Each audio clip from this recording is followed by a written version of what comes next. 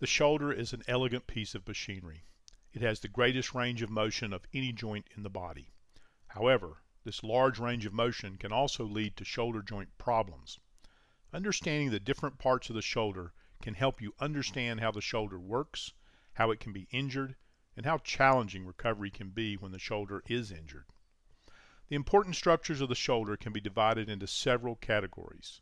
These include bones, joints, ligaments, tendons, muscles, nerves, blood vessels, and bursa. The bones of the shoulder are the humerus, or the upper arm bone, the scapula, or the shoulder blade, and the clavicle, or the collarbone. The roof of the shoulder is formed by a part of the scapula called the acromion. There are actually 4 joints that make up the shoulder. The main shoulder joint, called the glenohumeral joint, is formed where the ball of the humerus fits into a shallow socket on the scapula. This shallow socket is called the glenoid. The acromioclavicular, or AC joint, is where the clavicle meets the acromion. The sternoclavicular, or SC joint, supports the connection of the arms and shoulders to the main skeleton on the front of the chest. A false joint is formed where the shoulder blade glides against the rib cage. This joint, called the scapulothoracic joint, is important because it requires that the muscles surrounding the shoulder blade work together to keep the socket properly aligned during shoulder movement. Articular cartilage is the material that covers the ends of the bones of any synovial joint. Articular cartilage is about 1/4 of an inch thick in most large, weight-bearing joints. It is a bit thinner in joints such as the shoulder, which don't normally support weight. Articular cartilage has a rubbery consistency. It is very slippery, which allows the joint surfaces to slide against one another with very little friction. Articular cartilage functions to absorb shock and provide an extremely smooth surface to make motion easier. There are several important ligaments in the shoulder. Ligaments are soft tissue structures that connect bones to bones. The joint capsule is a watertight sac that surrounds a joint. In the shoulder, the joint capsule is formed by a group of ligaments that connect the humerus to the glenoid. These ligaments are the main source of stability for the shoulder. They help hold the shoulder in place and keep it from dislocating. Ligaments attach the clavicle to the acromion in the AC joint. 2 ligaments connect the clavicle to the scapula by attaching to the coracoid process, a bony knob that sticks out of the scapula in the front of the shoulder. A special type of ligament forms a unique structure inside the shoulder called the labrum. The labrum is attached almost completely around the edge of the glenoid. When viewed in cross-section, the labrum is wedge-shaped.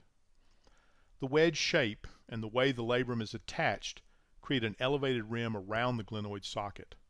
This is important because the glenoid socket is so flat and shallow that the ball of the humerus does not fit tightly.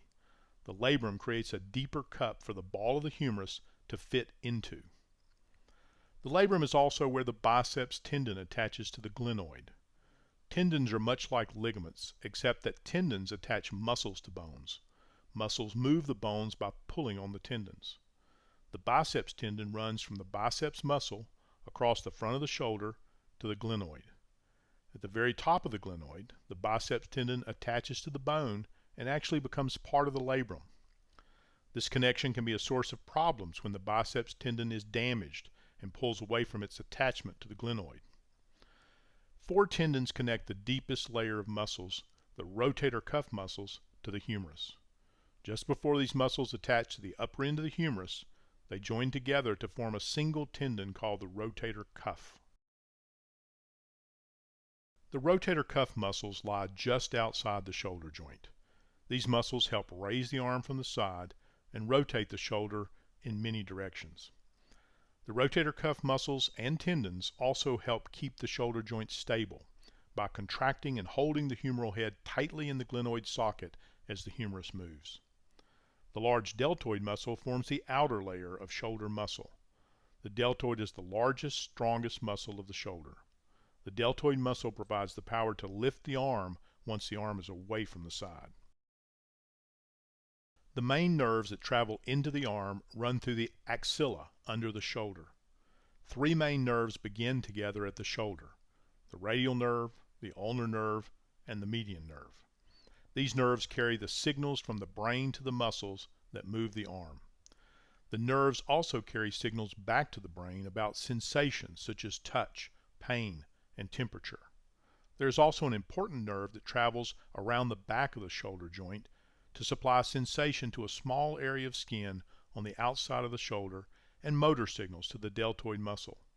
This nerve is called the axillary nerve. Traveling along with the nerves are the large vessels that supply the arm with blood.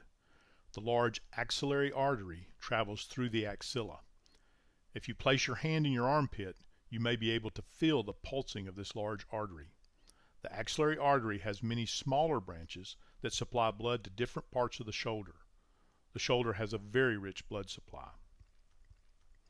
Sandwiched between the rotator cuff tendons and the deltoid muscle are structures known as bursa. Bursa are everywhere in the body. They are found wherever two body parts move against one another and there is no joint to reduce the friction. A bursa is simply a watertight sac between two moving surfaces that contains a small amount of lubricating fluid.